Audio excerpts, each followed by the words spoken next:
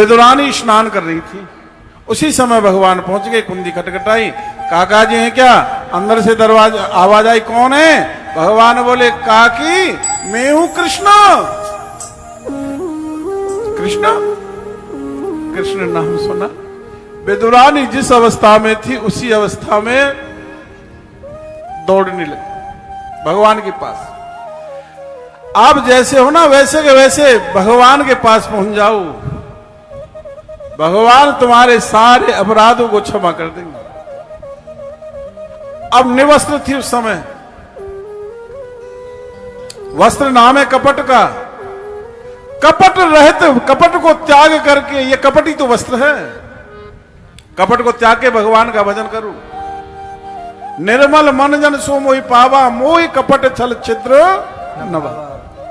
बड़ी प्रसिद्ध चौपाई है ये तो। वार्ता करने में भी कोई दो चार चौपाई तो ऐसी हैं जो वार्ता करें ना आपस में, पार्क में घूमे, महाराज भागवत जी तो वहीं है जाए। तो बोले जिस अवस्था में थी उसी अवस्था में दौड़ने लगी, किवाड़ों को खोला, सामने देखा बांके बिहारी खड़े, भगवान का दर्शन किया, प्रेमाश्रु छलकने लगे। वाह प्रभु, खूब कृपा।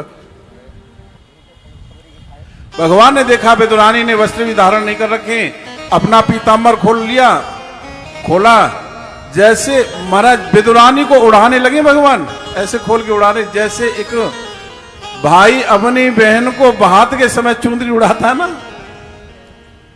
ऐसे उड़ा। कोई भगवान का बन के तो देखा, कोई एक बार यह तो कहे भगवान प्रभु मेरी झोंपड़ी में आओ, मेरी झोंपड़ी के भाग जब ही जाग जाएंगे, भगवान जरूर आ जाएंगे। तो अब भगवान को लेकर के अंदर गई, चौकी लगाई, बस जिस कोने में चौकी लगा रही है ना, विदुरानी ने सोचा यहीं बैठ के चले जाएंगे भगवान, एक ही घर का कोना पवित्र हो पाएगा। गोविंद से कहा, गोविंद वहां कोने में बैठो, चौकी दूसरे कोने में लगा दी।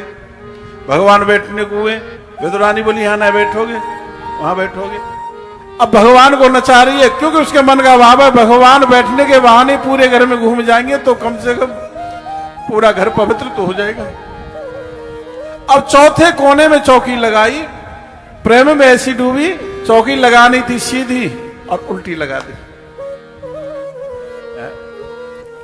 उल्टे आसन पर भगवान बैठ गए। फिर सोचा भगवान को खिलाऊं क्या, कुछ बना है नहीं।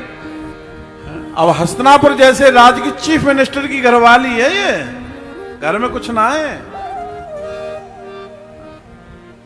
देखा एक केला रखा था न जाने कै दिन पहले का, उसे लेकर के आई, छीलने लगी, प्रेम में ऐसी डूबी, नेत्रों से कृष्ण का दर्शन कर रही है, मन में कृष्ण बसा हुआ है, जहां की है कृष्ण की, काम कर रही है संसार का, यानी भगवान के लिए तो कार्य किया जा रहा, पर डूब गई।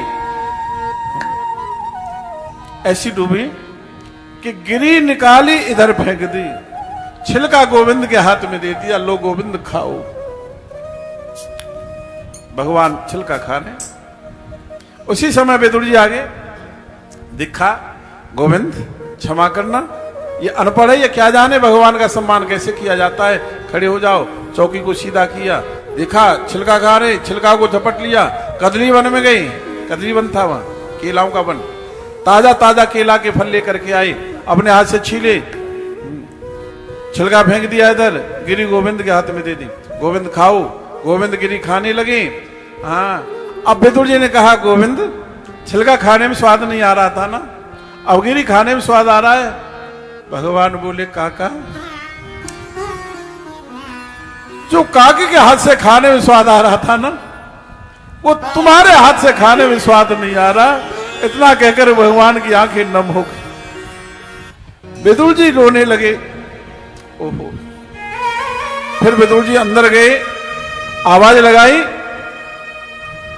सुलभा सुलभा, भगवान तो तेरे हाथ से छिलका खाना पसंद कर रहे हैं, इनको ये गिरी नहीं चाहिए, गूदा नहीं खा रहे हैं, ये तो छिलका खाना पसंद कर। अंदर देखा विदुरानी के ऊपर गोविंद का वो पीतांबर पड़ा हुआ था और जिस स्थिति में थी बस उसी स्थिति में मग्न है।